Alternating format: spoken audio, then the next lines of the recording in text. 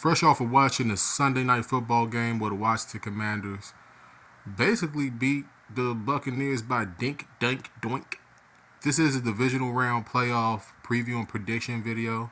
In this video, I will go over every single game on the screen and the possible game with Philadelphia hosting a game next week. I'll go over that matchup too for the potential matchup for the Eagles. Make sure that you guys like, comment, and subscribe. There's not too many people that do this better than me. It might be low production, but it's high quality. Quality over the spectacular stuff. It is what it is. Let's get into this video real quick. We'll start with next Saturday. Now listen. I know what you're going to say. CJ Stroud ain't built like that. The Texans aren't built like that. Hell, I even picked the Chargers to beat them on Wild Card Weekend. I actually did. I thought that it was Herbert's time. Now they find themselves going back to Kansas City. Is this a rematch of the Black Friday matchup? Is this a rematch of that? If it is, let me know down in the comments below. We know that Houston went to Kansas City already this year, so this is a rematch of that. Can Kansas City just burrow their way into the championship game again? I'm going to tell y'all like this. If Joe Mixon gets started quickly in the first half of that game, the Chiefs are going to be in trouble. I'm going to tell you right now. And I'm going to tell y'all like this, man. The Chiefs, they've been just kind of coasting, but they haven't done it impressively all season long. Have they won a game by more than maybe 3-4 touchdowns? This is not the Kansas City Chiefs of a few years ago. It's just not. I'm going to rock with the Chiefs because that's what the math says. But if the Texans go in there and beat them, I mean, would that be like a monumental upset? It would be a franchise-changing upset for DeMarcus. I'm about to call him DeMarcus Russell or something. DeMeco Ryans and the Texans, man. It would be a franchise changer if they could stop the Chiefs. I mean, it really would. Fresh off of the dink, dank, doink, the Commanders are going to go to Detroit to take on the Lions. Now people are going to expect for me to be biased here and pick the Commanders. I'm not going. I can't. The Lions look like they're just on a rampage. It looks like they're front runners. But what gives me hope is when they played Buffalo earlier this year. And if the Commanders could do something similar to what Buffalo did when they went into New York, there could be just another monumental upset. I mean, just another monumental upset. But I'm expecting for Jahmyr Gibbs to get loose. The Lions just have so many weapons, and their defense has been stout. The key to victory for the Commanders, if the Commanders are going to win this game, somebody that's not named Terry McLaurin got to catch a touchdown. All right, I'm telling you right now, somebody that's not Terry McLaurin or Zach Ertz has to catch a touchdown, and the Commanders are probably going to be in business at some point during the course of that game. Because even though the Lions are very strong, we've seen what the Niners did to them last year, man. It can happen to them. It can happen to them again. Let's talk about the potential matchup on Monday night. Of course, this is before the Monday night game, which has been displaced from LA to Glendale, Arizona. Vikings versus Rams at a neutral site in Glendale. Yeah, definitely prayer hands to anybody that's affected by the fires in LA. So sad, man. So sad. No matter what you think about Hollywood and the whole culture, it's sad. It really is, and you don't wish that upon anybody. We don't do that. Anyway, let's talk about the game. Because of the fact that it's at a neutral site, I want to lean more so towards the Rams. That's crazy to say that, right? Crazy to say that. But Stafford has been here before. Kupp has been here before. But Minnesota has so much talent. Aaron Jones and Jefferson is one of the best wide receivers in the playoffs, left in the playoffs right now. I expect for him to get loose. The Vikings should win this game. They should.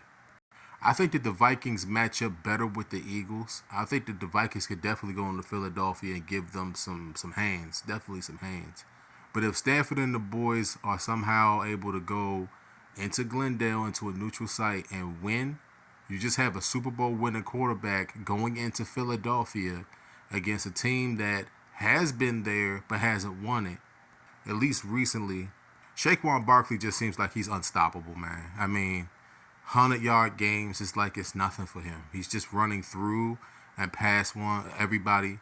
There was a I think that there was like a badge in the Madden game called Free One, where if you got like a certain amount of yards with Saquon Barkley, like he would just he would just juke the first person that he was. That's basically what he's on right now. He's on the juke the first person takeover right now.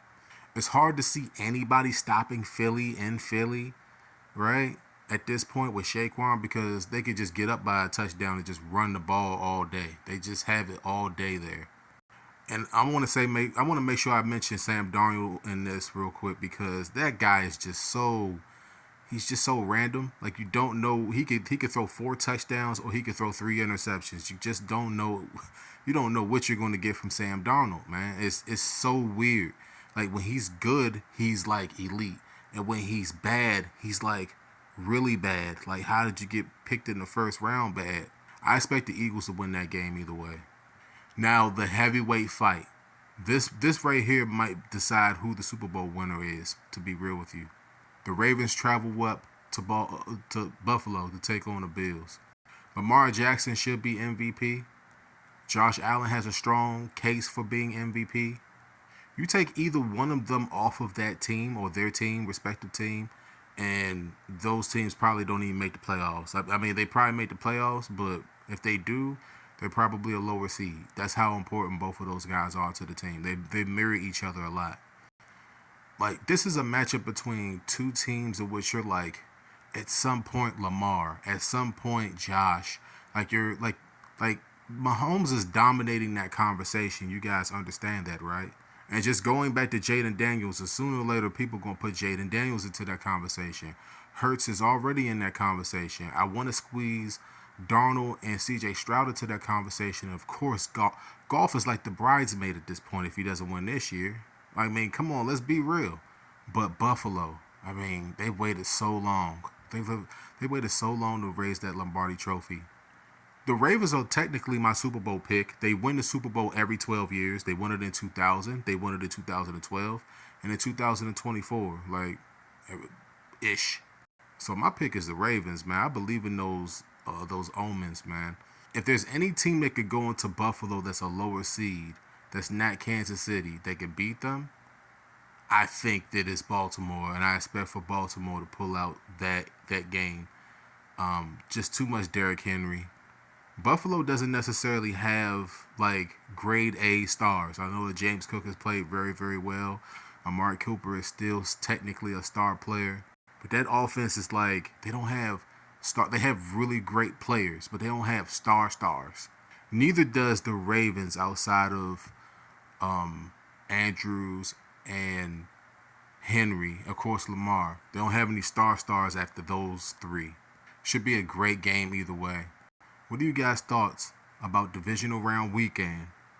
Let me know how you guys feel down below in the comments, man. I told y'all the Super Wild Card Weekend was gonna be wild. It's still not over. This is, like I said, this is before the game between LA and the Vikings. I've broken that game down already for you guys, and what the possible winner could do against Philly.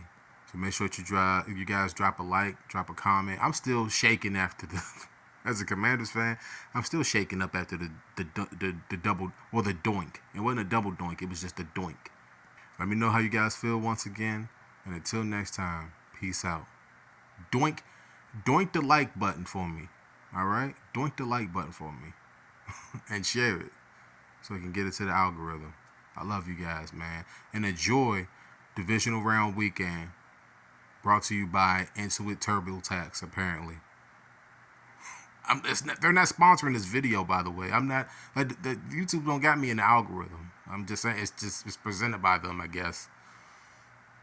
They're not representing me. All right, and I try not to cuss in this video too, so there should be ads on it.